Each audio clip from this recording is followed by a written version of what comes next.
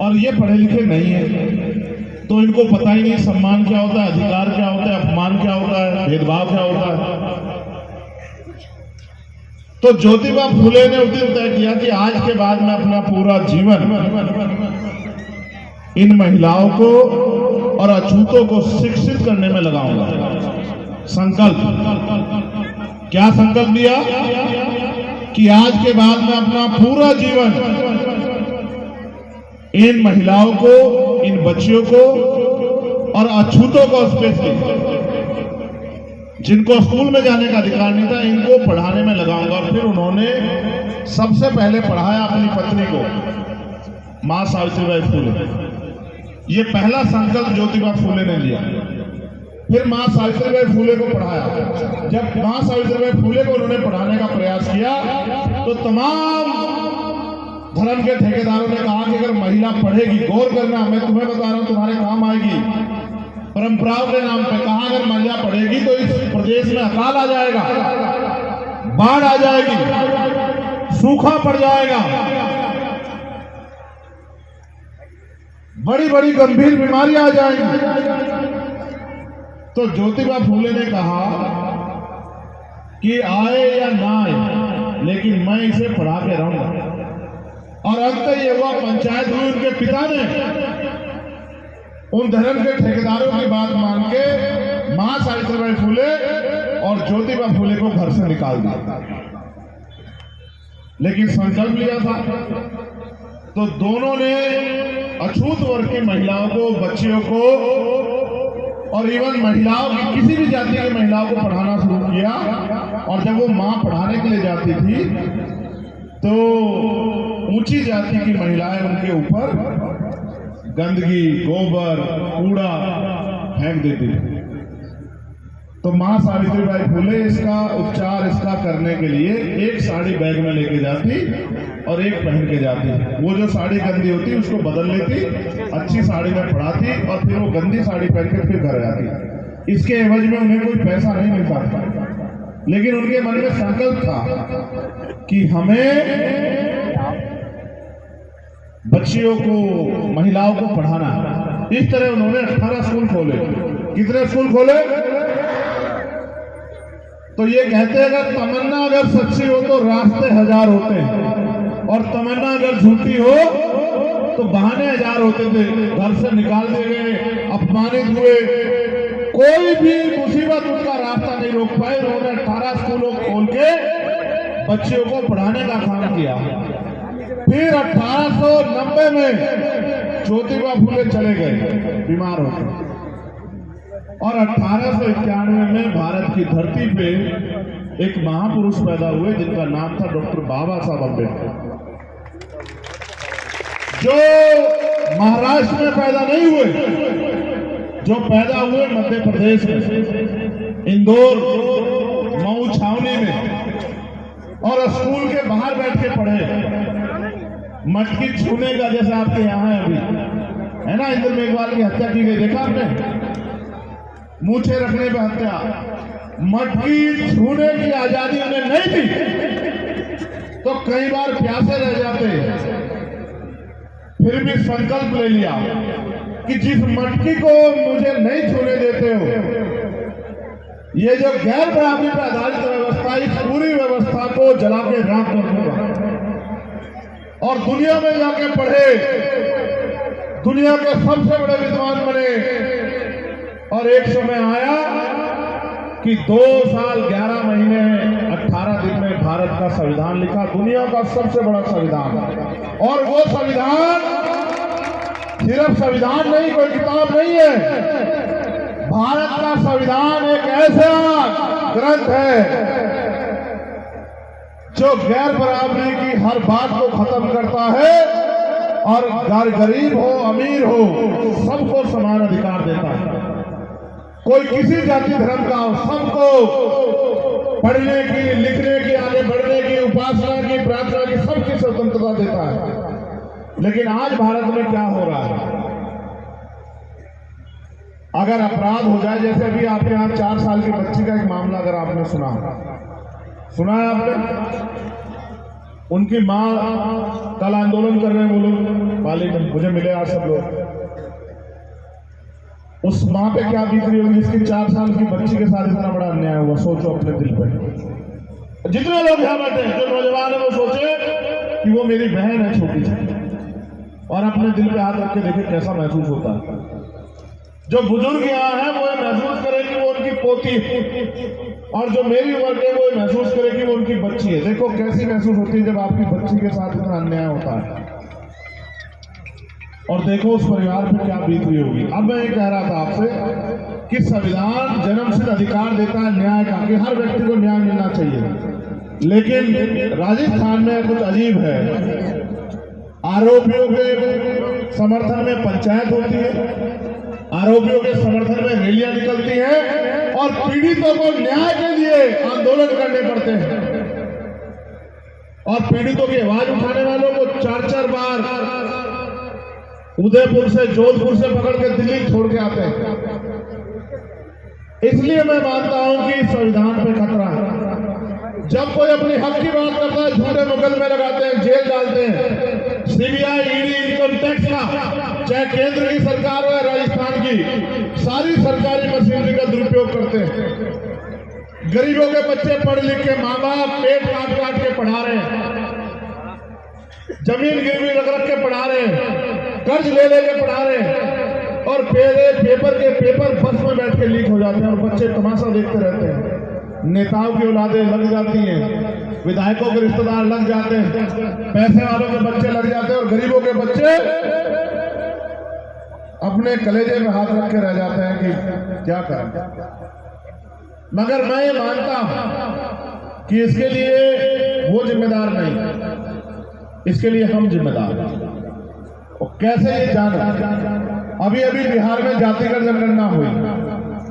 जो पढ़े लिखे लोग हैं ध्यान रखते हैं, उन्होंने देखा होगा जातिगत जनगणना के आंकड़े जारी हुए तो ये पता लगा कि 90% आबादी हक वंचित समाज की है, दलित, पिछड़े, आदिवासी और मुस्लिम, जैन, सिख, बौद्ध, ईसाई, पारसी की। ठीक है जी। अब मैं आपको वापस लेके चलता हूं था 14 अगस्त 1947 को, जब हम इस देश में गुलामों के गुलाम थे। ये बाबा साहब अम्बेडकर ने कहा, मैं नहीं कह रहा हूं। बाबा साहब ने कहा ब्रिटिश गवर्नमेंट को, हम इस देश में गुलामों के गुलाम। इसके लिए 3 गोलमेज सम्मेलन हुई, साइमन कमीशन आया, रिपोर्ट बनी, और गोलमेज कॉन्फ्रेंस के बाद डॉक्टर बाबा साहब अम्बेडकर को कम्युनल अवार्ड मिला। लेकिन गांधी जी के साथ पुनः पैक्ट करना पड़ा जब गांधी जी ने कम्युनल अवार्ड के खिलाफ जरावदा जेल में अनशन कर दिया। बहुत बड़ी बात है, बारी बारी बताऊंगा तो बहुत समय हो जाएगा। तो फिर रोते हुए बाबा साहब अम्बेडकर ने पुनः पैक्ट किया 24 सितंबर 1932, रोते हुए, क्योंकि उन्होंने वादा किया था कि मैं जब देश हित में और मेरे हित में टकराव होगा मैं देश की तरफ खड़ा रहूंगा, लेकिन जब मेरे समाज के हित में और देश हित में टकराव होगा तो मैं समाज की तरफ खड़ा रहूंगा, क्योंकि मेरे समाज की तरफ किसने देखा नहीं आता। हजारों बहनों की असमतें लूटी, हमारे घर जला गए, हमारी जमीन छीन ली गई, हमें अपमानित किया गया, मूछें रखने पर हत्या हुई, मटकी छूने पर हत्या हुई, हमें गांव से बाहर निकाल दिया। कभी किसने हमारी सुनवाई नहीं की, सबने हमारी बर्बादी का तमाशा देखा। इसलिए बाबा साहब ने बात कही। तो जो 14 अगस्त को हमारी आर्थिक स्थिति थी, अगर मेरी जेब में 100 रुपए थे तो 15 अगस्त को आजादी मिलने के बाद भी मेरी जेब में 100 ही रुपए थे। ऐसा नहीं हुआ आजादी मिल गई तो 1400 की जगह मेरे रुपए 10,000 हो गए, 20,000 हो गए या 1 लाख हो गए।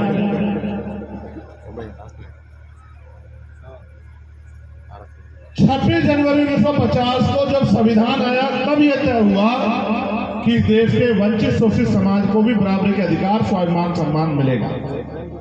और उस दिन से हमारी जिंदगी में एक रोशनी आई, आरक्षण मिला, नौकरियां मिली, पढ़ने का अधिकार मिला, उद्योग धंधों में हिस्सेदारी मिली, सरकारी स्कीमें हम तक आने लगी, हमारे भी पक्के मकान बने, हमें भी पीने के लिए पानी मिला, हमारी गलियों में भी साफ सफाई होने लगी, हमारे बच्चे भी डॉक्टर, इंजीनियर, IAS, IPS बनने लगे।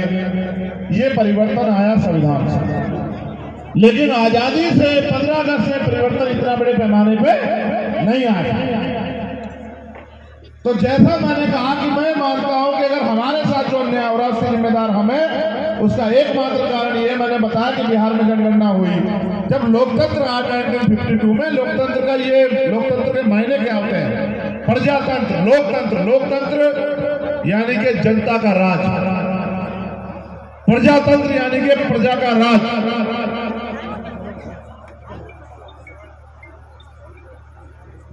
लोकतंत्र यानी कि बहुमत का शासन, जिनका वोट होगा उनका राज होगा। समझ आई? जिनका वोट होगा उनका राज होगा। 90% आबादी बिहार में जातिगत जनगणना से पता लगेगी हमारी। दलित, पिछड़े, आदिवासी, मुसलमान, जैन, सिख, बौद्ध, ईसाई, पारसी। और राजस्थान में जातिगत जनगणना करा लो, मैं लिख के देता हूं कि 85 से 90% आबादी आपकी SC, ST, OBC और माइनॉरिटी के लोगों की निकलेगी। आप आज करा लो जनगणना। ये सरकारें, RSS, भारतीय जनता पार्टी की सरकारें ये डरती है जातिगत जनगणना से, क्योंकि अगर जातिगत जनगणना होगी तो ये खुलेगी पोल किसकी कितनी संख्या है और किसकी संख्या कितनी है उसको हिस्सेदारी कितनी मिली हुई है। अगर आज जातिगत जनगणना के आर्थिक आंकड़े आप लोग जारी करवाओ बिहार के, तो आपको पता लगेगा कि 90% साधनों पे देश के बिहार के 10% लोगों का कब्जा है और 10% साधनों से 90% लोग रूखी सूखी खा के अपना समय पास कर रहे हैं। ये ताली बजाने का विषय नहीं है, ये हमारी बेवकूफी, हमारी लापरवाही, हमारी जानकारी की कमी के कारण हुआ। और आज भी हम ये सोचते हैं कांग्रेस आ जाएगी, बीजेपी को वोट दे दो, बीजेपी आ जाएगी, कांग्रेस को वोट दे दो। मगर एक बार हम ये नहीं देखते कि वो दोनों पार्टियां हमारे वोटों से ही तो विधायक निर्वाचित रहे, हमारे वोटों से तो सरकार आ रही है उनकी। जब हम वोट देके उनका विधायक बना सकते हैं तो हम वोट देके अपना विधायक क्यों नहीं बना सकते, मुझे बताओ। और आपने उनको इतनी बार वोट दी, इतनी बार कांग्रेस की सरकार बनी, अभी भी है, इतनी बार बीजेपी की सरकार बनी। अगर आप मेहनत मजदूरी ना किए होते तो क्या आपके घर में रोटी आ जाती? आपके बच्चे पढ़े लिखे ना होते तो कोई नौकरी दे देता? इसलिए मैं आपको ये कहना चाहता हूं, 2 महीने बाद आपके पास अवसर है फैसला लेने का। संविधान कब बचेगा? जब संविधान विरोधी ताकतें सत्ता से बाहर निकलेंगी। मेरी एक बात याद रखना आप लोग पूरी जिम्मेदारी से, बहुत जिम्मेदार से कह रहा हूं। मध्य प्रदेश में भाजपा की सरकार है या कांग्रेस की? मध्य प्रदेश में भी हमारे लोगों ने 2 अप्रैल 2018 में जो भाजपा ने मार घेरी, उसके बाद उन्होंने वहां भी कांग्रेस की सरकार बनाई। मगर हुआ क्या कि कांग्रेस के आधे लोग टूट के बीजेपी में शामिल हो गए और बीजेपी की सरकार बनी। ठीक है? और अब जब वहां दोबारा से चुनाव होने वाला है तो आधी बीजेपी जो है उसने कांग्रेस ज्वाइन कर ली। अब अगर वहां सरकार बदली भी तो सरकार किसकी हुई भाई? इन्हीं की हुई ना। आपके जीवन में क्या बदला? समझ आई मेरी बात? अगर इधर सरकार यही रह गई तो आधे बीजेपी वाले इसमें आ जाएंगे, और ये बदल गई तो आधे कांग्रेस वाले उनको कोई कुछ नहीं कह रहा है। 5 साल जो अन्याय अत्याचार होगा वो आपको सहना है। 5 साल जो अधिकारों का हनन होगा वो आपको सहना है। 5 साल जो खाल खींची जाएगी वो आपकी खींची जाएगी। 5 साल सामंती जो खाल उधेड़ेंगे वो आपकी उधेड़ेंगे। और जो मेरे दिल का दर्द है कि मैं किसी को आजादी नहीं देता कि वो हमारी बहन बेटियों की तरफ आंख उठा के देखे, उनका अपमान करे।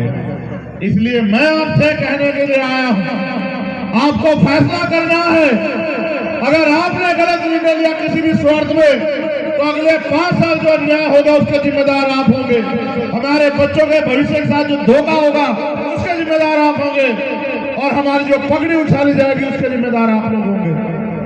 और अगर आपने जिम्मेदारी से फैसला लिया और आपने यहाँ अपनी पार्टी का झंडा डंडा मजबूत किया, अपनी पार्टी को ताकत दी, तो किसी सामंती की इतनी हिम्मत नहीं पड़ेगी किसी गरीब की बच्ची की तरफ आप उठा के देख ले, उससे पहले उसका इलाज हो जाएगा। इस राजस्थान में ये बात उसको भीम आर्मी की ताकत से पता है।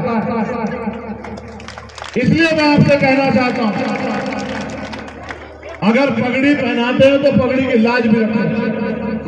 और पगड़ी ये नहीं है, पगड़ी वो है जो घर का सम्मान, पगड़ी वो है जो हमारे बुजुर्गों के सर पे है, पगड़ी वो है जिनकी छाया में हम लोग पैदा हुए, जिन्होंने अपना पेट काट काट के हमें पढ़ाया, आगे बढ़ाया, लिखाया।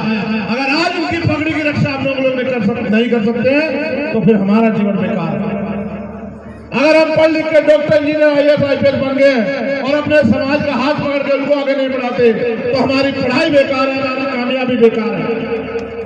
इसलिए मैं आपसे कहना चाहता हूं, आप सुबह से इंतजार कर रहे हैं, मैं आपका दिल से धन्यवाद करता हूं, लेकिन अगर आप वास्तविकता मुझसे प्यार करते हैं और मुझसे छोड़िए, अगर वास्तविकता में आप मुझसे प्यार करते हैं तो फिर किसी के पिछलग्गू बनने का काम आप बंद कर दें। अब अपनी ताकत बनाइए, इस तरह से मुट्ठी बनिए, एकजुट होइए, अपनी वोट की शक्ति से अपने बीच के व्यक्ति को आगे बढ़ा के भेजिए और फिर देखिए वो अपनी समस्याओं के लिए कैसे लड़ता है। अभी तो आपने भीम आर्मी को सड़कों पे लड़ते हुए देखा। जिस दिन भीम आर्मी का आजाद समाज पार्टी के माध्यम से पहला विधायक जाएगा, आप देखना आपका एक विधायक पूरी सरकार पे भारी पड़ेगा, पूरी सरकार को मजबूर कर देगा, क्योंकि आपने एक संसद को खड़ा किया। आप देखो, न विधायक न MP, आपका खून है बस, और आप देखो पूरी सरकार के नाक में दम करके रखता है नहीं रखता है, बताओ। आज हालात ऐसी हो गई है कि झूठे मुकदमों से नहीं डरा, जेल से नहीं डरा, CBI ED इनकम टैक्स से नहीं डरा, तो आज मेरे ऊपर गोली चला रहे हैं। आपको क्या लगता है, आपका खून उनकी गोलियों से डर जाएगा क्या? ये अगर डरेगा तो आपकी लापरवाही से, ये अगर डरता है तो आपकी गैर जिम्मेदारी से। जिस दिन आपने जिम्मेदारी अपने कंधों पे उठाई, आज आप यहाँ कई हजार की संख्या में हैं, अगर आपने आज से लक्ष्य बनाया कि भाई हम अपने परिवार की वोट तो देंगे, लेकिन अपने दोस्त, रिश्तेदार, साथी को भी तैयार करेंगे कि वो आजाद समाज पार्टी को वोट दे, तो हाँ अभी 1 महीने करीब बाकी है वोट डालने में। 5 वोट आपके परिवार की, 4 वोट आपके परिवार की, और अगर एक दिन में आपने एक आदमी भी तैयार किया तो 30 दिन में 30 वोट हो।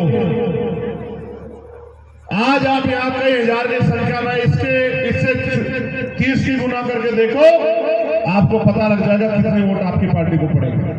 और ये कोई बड़ा काम नहीं है एक दिन में एक व्यक्ति को तैयार करना।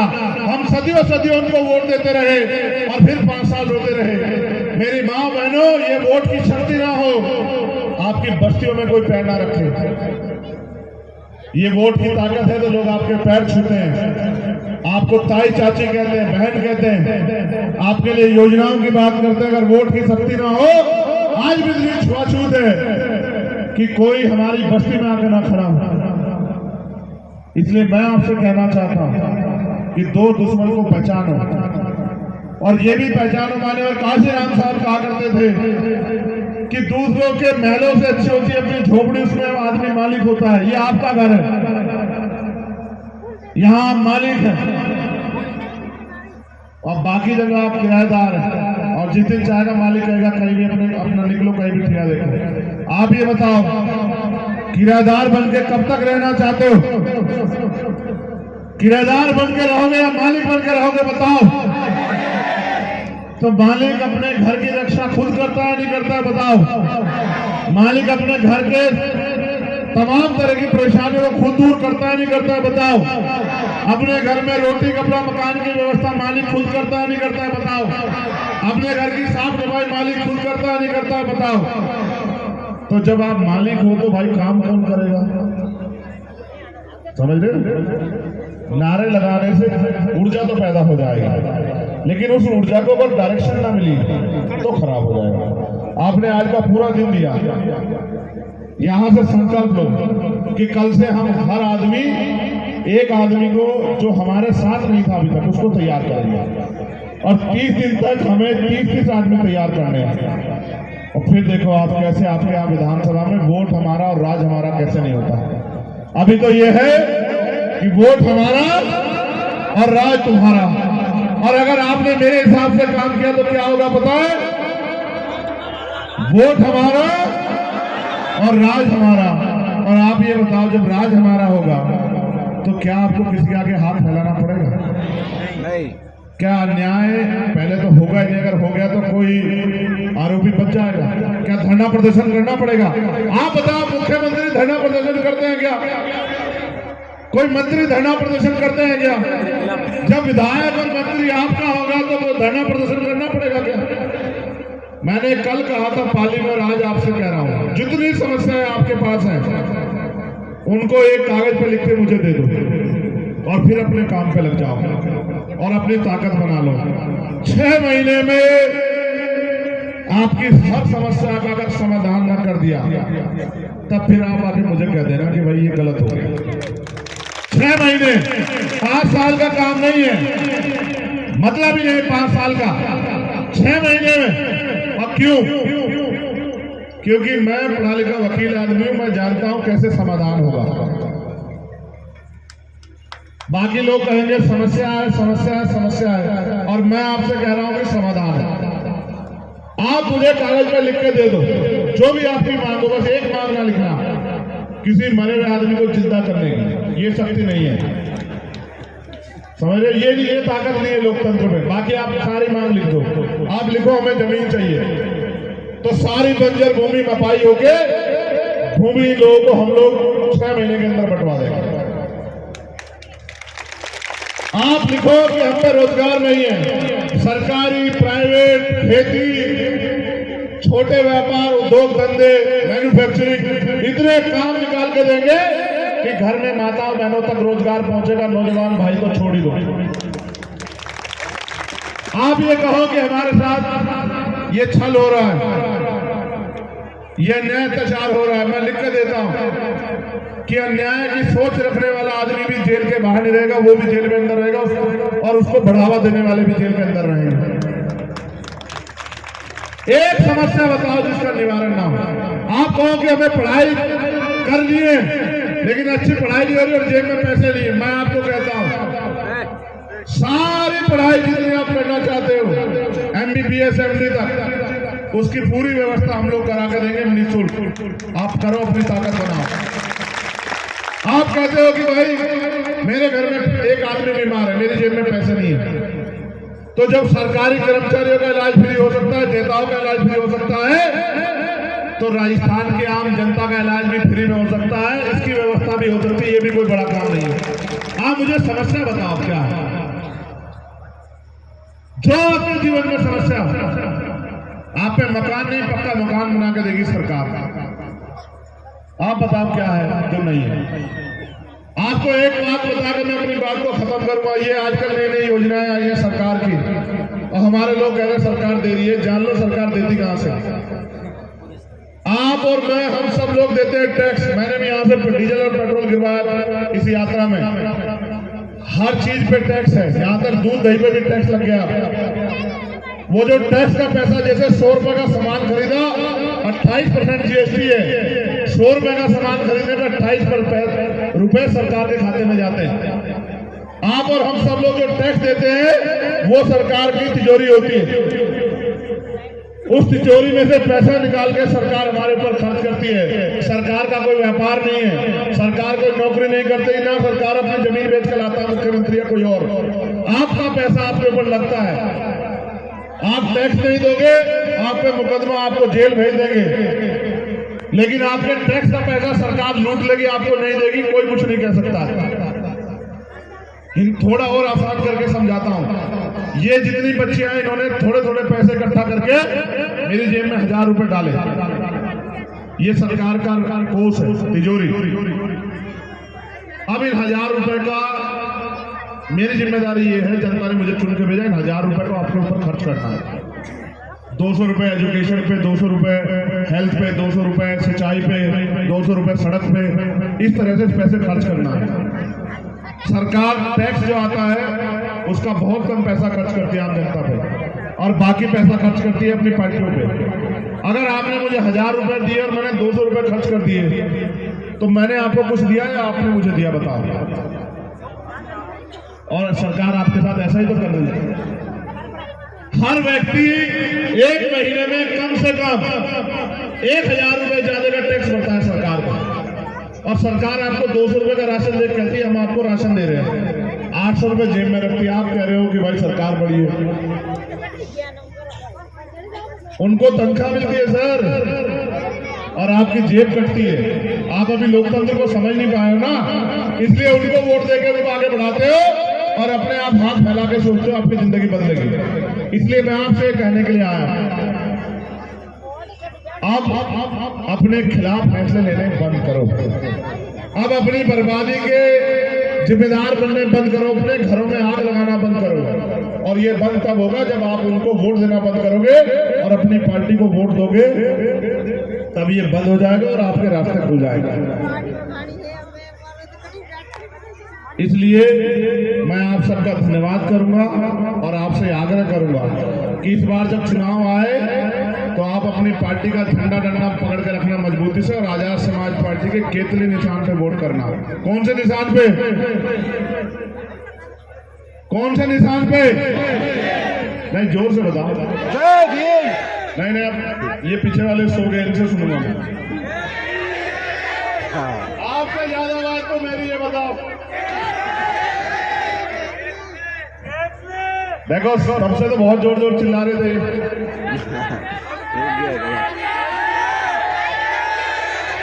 सारी पार्टी देख ली, सारी पार्टी देख ली, ये बाबूजी हमारे साथ नहीं, ऐसा लग रहा है। मैं आप ही को देख रहा हूँ बाबूजी, आप नहीं कितनी कर रहे हो आज। मैं आप ही तरफ देख रहा हूँ, आप ऐसे चलेगा नहीं। अब आप आने वाली पीढ़ियों के बारे में सोचो। आपकी जिंदगी तो आपने किस तरह से मेहनत करके आगे निकाल ली। आप ये बताओ पढ़े लिखे लोगों, आपको लगता है 5 साल बाद भारत में कोई सरकारी नौकरी बचेगी? तो फिर बचेगी कैसे? जब आप उनको वोट दोगे तो कैसे बचेगी? इसलिए आप अपनी पार्टी को वोट दो, नौकरी भी बचेगी, रोजगार भी मिलेगा, और आपकी तरक्की भी होगी, और आपको न्याय भी मिलेगा। बहुत बहुत धन्यवाद। जय भीम, जय भारत, जय मंडल, जय संविधान, जय जोहार। और मैं धन्यवाद दूंगा भाई विजय राज परिहार जी को और उन सभी साथियों को जिन्होंने इतना बढ़िया कार्यक्रम कराया। और मेरा ये मानना है कि आने वाले कल में विजय राज जी आपकी आवाज बनेंगे यहाँ से, और आपकी लड़ाई को सदन में उठाने का काम करेंगे। और मेरा ये भी मानना है कि आप अमीरों को छोड़ के अपने गरीब भाई का इस बार साथ दोगे। तुम बताओ, दोगी या नहीं दोगी साथ? पक्का? इनको बताओ जोर से, तुम्हारा वोट भी है नहीं? बताओ किनके वोट है, हाथ उठा जिनके वोट बने हुए। अच्छा फिर ठीक है, मैंने सोचा तुम अभी छोटी छोटी हो, तुम्हारे वोट ही ना हो। मगर देखो, बहुत मीडिया हमारी खबर नहीं दिखाएगा। इतने लोग आए, बहुत बड़े टीम में नहीं चलेगी। आप लोग प्रचार करना बंद करें, चालू क्या करोगी? अपनी सहेलियों को कहना कि इस बार हमारी पार्टी को वोट देना है। कौन सी पार्टी को? कौन सा निशान? बिहार में कहते हैं छाप, जैसे हम कहते हैं केतली, वो कहते हैं केतली छाप। तो आज से कल से क्या काम करोगे? सुबह उठ के 10 मिनट अपनी पार्टी का प्रचार, अपने निशान का। ठीक है, बहुत बहुत धन्यवाद। और आपको बहुत बहुत धन्यवाद माओ को। एक मदद और करवा दो। ये रिवाज के चक्कर में जब आप लोग पैर छूने का प्रयास करते हैं, ये बहुत बुरा है। माँ कभी बेटा कभी माँ से बड़ा नहीं हो सकता है। बेटा चाहे कुछ बन जाए, रहेगा माँ से ही छोटा ही, माँ का खून ही। ये काम मेरा है, आपके पैर छूना आपका नहीं है।